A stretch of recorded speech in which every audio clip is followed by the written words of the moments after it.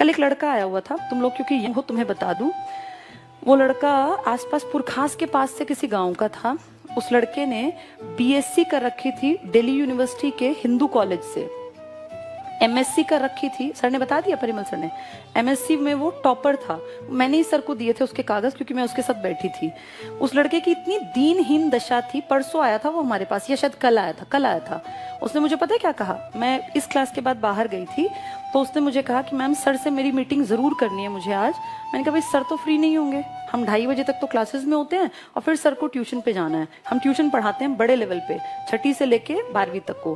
तो कहता है कि मैम चाहे शाम तक मुझे बैठा लो, मुझे 2 मिनट की सर से मीटिंग करनी है।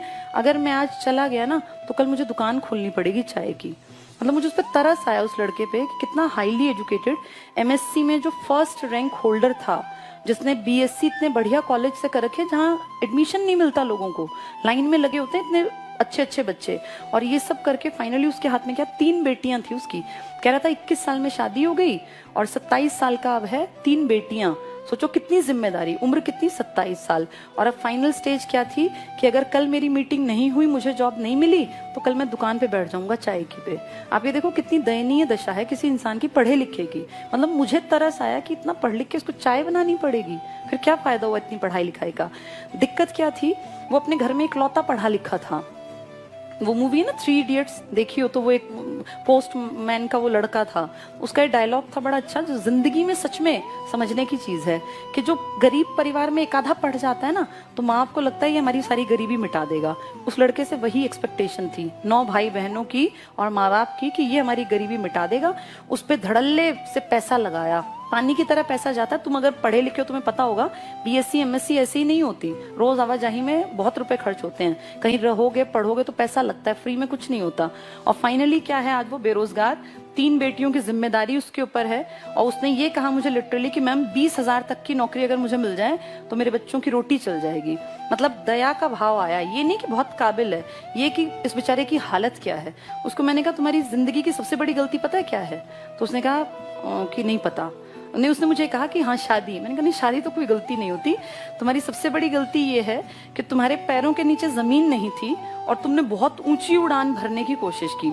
ऊंचे सपने देखना कभी गलत नहीं होता, पर हम आम लोग जो है ना, आम लोग, उनके पैरों के नीचे अगर धरातल है ना तो ही वो ऊंची उड़ान ले सकते हैं। अब तुम्हें अगर जंप लगानी है तो तुम नीचे धरती पे प्रेशर लगा के अपनी बॉडी को आगे की तरफ फेंकते हो। उसके पास धरातल नहीं था, उड़ान ऊंची भरने की कोशिश, तो औंधे मुंह तो गिरना ही गिरना था। किसी भी इंसान को सबसे पहली चीज देखनी चाहिए, मेरी असली स्टेज क्या है। अगर वैसे थोड़ी कड़वी जबान में कहूं तो अपनी फाइनेंशियल औकात देख के आदमी को स्टेप लेना चाहिए, और उसमें मैं भी शामिल हूं। मैं तुम्हें नहीं कह रही हूँ। मेरे फादर इकलौते अर्निंग हैंड थे, हम 4 बहनें थी। ये हमें बचपन से दिखता था कि हमें पढ़ लिख के काबिल बनना पड़ेगा, हमारे पास कोई दूसरा जुगाड़ नहीं है। हमारा ये नहीं है कि पिताजी पैसा लगा देंगे और हम कहीं चले जाएं कि हम कामयाब हो जाए, नहीं, पढ़ना पड़ेगा। अपनी असलियत पहचानी 12th क्लास में। मेरे उस टाइम पर 82% मार्क्स थे, तब बहुत बड़ी बात होती थी। 82% में लोग पता नहीं कहाँ हवा में उड़ते थे। तब मैंने ये बिल्कुल नहीं सोचा कि मैं डीयू ज्वाइन करूं या मैं डीयू जाऊं, मैं दिल्ली से ही थी। तब मैंने सोचा कि मैं कैसे क्या करूं कि मैं 2 साल में इंडिपेंडेंट बन जाऊं। और तब डाइट में एडमिशन हुआ करता था, एंट्रेंस टेस्ट। 12वीं करते ही, जैसे 12वीं के एग्जाम खत्म हुए, अगले दिन एनसीईआरटी उठाई थी 6ठी से 10वीं तक की, सारी गो थ्रू हो गई। मेन चीजों को रजिस्टर में लिखा। सबसे पहले नोट्स थे वो मेरे, जो मैंने नौकरी के लिए बनाए थे। तब मेरी एज महज 17.5 साल की थी। 17 साल और साढ़े भी नहीं थी पूरी, क्योंकि दिसंबर मेरा बर्थ ईयर था। 17 साल 4 महीने मेरी उम्र थी जब मैंने पहली बार नोट्स बनाए अपनी नौकरी के लिए। और उसके बाद फिर मैंने कभी पीछे मुड़ के नहीं देखा।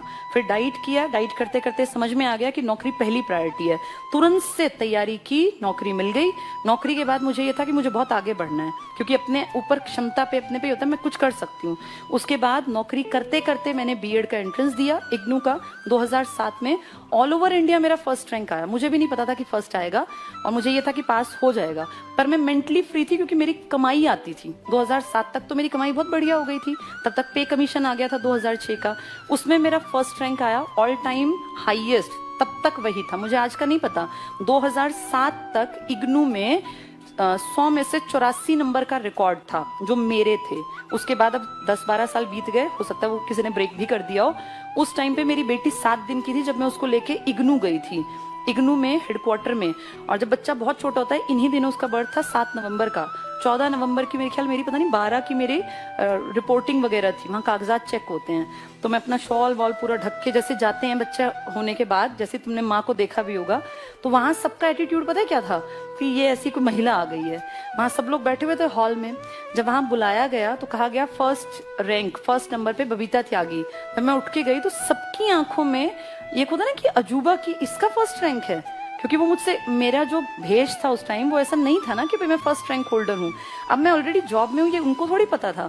तो मैम ने मुझे पता है क्या कहा, वो काफी बड़ी अधिकारी थी, उन्होंने कहा I am proud of you. तो मैंने बताया कि मेरी बेटी है मेरे पास, तो उन्होंने कहा I am proud of you. मतलब वो घटनाएं जो है ना लाइफ में, वो आपको मोटिवेट करती हैं कि आप और आगे बढ़ें। 2003 से मैं नौकरी में थी। 2015 में जब आईसीएस बहुत बढ़ गया, तब फाइनली मैंने डिसीजन लिया कि अब मैं और अच्छा कर सकती हूँ नौकरी से बहुत बेहतर। तब मैंने अपनी जॉब से रिजाइन किया। 31 अक्टूबर 2015 को मैंने अपना रेजिग्नेशन लेटर लिखा, और अनएक्सपेक्टेड था वो मेरे लिए भी, क्योंकि मुझे ये था नहीं, कोई प्लान्ड नहीं था नौकरी छोड़ना, कि प्लान करके नौकरी छोड़ी गई। और नवंबर में मैंने 1 नवंबर को मेरा रेजिग्नेशन लेटर दे दिया था, 31 को शाम को ही दे आए थे हम। तो आप ये मानो कि जिंदगी जो है ना, उसको आगे अगर बढ़ाना है तो पैर जमीन पे रखने पड़ेंगे। अगर मैं 2003 में सोचती कि नहीं मैं सीधे आईसीएस नाम की संस्था खोल दूंगी और मेरी संस्था बहुत चलेगी, तो मैं कहीं औंधे मुंह गिरी होती। मेरे जैसे कितने ही लोग हैं जो ये सोचते हैं। सपने देखना बहुत अच्छी बात है, लेकिन सपने देखने के साथ अपना एक बैकग्राउंड जो है ना हमारा फाइनेंशियल, हम कितने हैं, कहाँ स्टैंड करते हैं, ये पता होना बहुत जरूरी है। आज मैं कुछ भी चाहूं मैं कर सकती हूँ, लेकिन आज से 20 साल पहले तो मैं ऐसी नहीं थी ना। तब तो मेरे पास भी जितना तुम्हारे पास है उतना ही था। हम भी 2 ही कमरों के घर में रहते थे। मेरे पिताजी को बहुत अमीर आदमी नहीं थे, हाँ बस ये था एक सरकारी नौकरी थी, तो हम मेंटली फ्री थे। हमारी स्कूलिंग बहुत अच्छी रही, मैं अच्छे स्कूलों में पढ़ी, देश के अलग अलग कोनों में पिताजी के साथ हमेशा रहे, तो वहां से एक अपब्रिंगिंग अच्छी मान सकते हैं। लेकिन मेरे साथ के बहुत लोग थे जो पीछे रह गए, जो मुझसे ज्यादा इंटेलिजेंट थे, कारण सही टाइम पे सही डिसीजन ना ले पाना। तो तुम जितने लोग बैठे हो ना, जिंदगी के जिस पड़ाव में तुम अब हो, मैं तुमसे 15 साल पहले 20 साल पहले इस पड़ाव में थी। इसीलिए बता रही हूँ, लाइफ मौके देती है, बस आपको समझ होनी चाहिए। अब जो ये कल लड़का आया था, ये 27 साल का है। अगर इसने 18 साल के बाद जेबीटी करके कहीं नौकरी ज्वाइन कर ली होती, तो आज वो लड़का लाख रुपए की तनख्वाह ले रहा होता। जो मेरे संगी साथी है ना, लाख रुपए से ऊपर सैलरी है। मेरी बड़ी सिस्टर की 1,10,000 से ज्यादा सैलरी पड़ती है, मुझसे सिर्फ 1.5 साल भर बड़ी है वो। तो आप ये देखो, वो लड़का ऊंची उड़ान, अच्छी बात थी, यूपीएससी कर जाता। कितने ही लोगों को मैं जानती हूँ जो हमारे साथ टीचिंग में थे, छोड़ के चले गए नौकरियां कहीं कहीं अलग जगह। कोई बैंक पीओ में लग गया, कोई कहीं इसमें चला गया यूपीपीसीएस में, लेकिन पहले अपने पैर जमा लिए। तुम सब लोगों की भी यही राय है मेरी तो, कि कम से कम अपने पैर जमा लो। रीजनिंग जो पढ़ाते हैं ना पवन सर, इनका बेटा है, परिमल सर के छोटे भाई जो हैं, गवर्नमेंट जॉब में है वो भी। मेरी और उनकी ज्वाइनिंग 2 दिन के आगे पीछे थी, मेरी 5 अप्रैल की, उनकी 7 अप्रैल की। वो भी कर रहे हैं जॉब। उनके बेटे के 94% थे 12th में। 12th के बाद अब हमारे पास इस स्टेज में आके तो ऐसा नहीं ना कि पैसे की कमी है, या हम सोचें कि हम भाई बच्चे को ये ना कराएं, पैसे लगते हैं। हम तो कुछ भी अब कराने लायक हैं विद गॉड्स ग्रेस। लेकिन हमने उसको पता है सबसे पहले क्या कहा, कि पहली प्रायोरिटी अपने पैरों पे खड़ा हो। हमारे बलबूते मत सोच कि मेरे पास इतना पैसा है कि मैं कुछ भी कर लूंगा। उसको सबसे पहले कहा अपने पैरों पे खड़ा हो, फिर जो तेरा मन करे ना पैसे कमा के वो करना। उसको जेबीटी में एडमिशन दिलाया दिल्ली में मार्क्स के बेसिस पे मिलता है। उसका डाइट में हो गया दरियागंज में गवर्नमेंट में। मेरे ख्याल 1,000 रुपए फीस मुश्किल से गई होगी, 1,000-1,500, इससे ज्यादा की फीस नहीं है। मेरे टाइम 405 रुपए लगे थे, अब दुगनी हो गई होगी। आप ये देखो, वो लड़का चाहता तो हम कुछ भी करा देते, कोई भी महंगा कोर्स कहीं विदेश भेज देते, कोई बड़ी बात नहीं थी हमारे लिए। लेकिन सबसे पहली प्रायोरिटी क्या है, पैरों पे खड़ा हो जा। उसके बाद तेरा मन करे मुझे यूपीएससी करना है, मुझे पढ़ाना है, मुझे शेफ बनना है, वो कहता है मुझे इसमें इंटरेस्ट है होटल मैनेजमेंट में, तो कर लेना, पर पहले पैरों पे खड़ा हो जा। जिस दिन कमाई आ जाएगी ना, छोड़ के कमाई को, ये प्रूफ करके कि मैं कुछ हूँ, मेरी कोई काबिलियत है, फिर करते रहना होटल मैनेजमेंट। तो ये देखो, जो समझदार है ना, वो सबसे पहले अपनी जमीन पकड़ता है। जमीन से उछाल ली जाती है, हवा में नहीं उछला जाता। जो हवा में उछलते हैं, फिर उनकी, वो कल वाले लड़के का एग्जाम्पल है, वैसी दुर्गत होती है।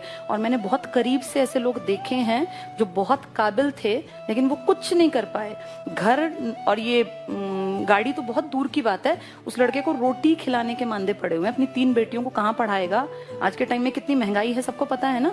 सरकारी स्कूल में पढ़ाने का टाइम थोड़ी है। अब तुम सोचो उसके कंधों पे कितनी जिम्मेदारी।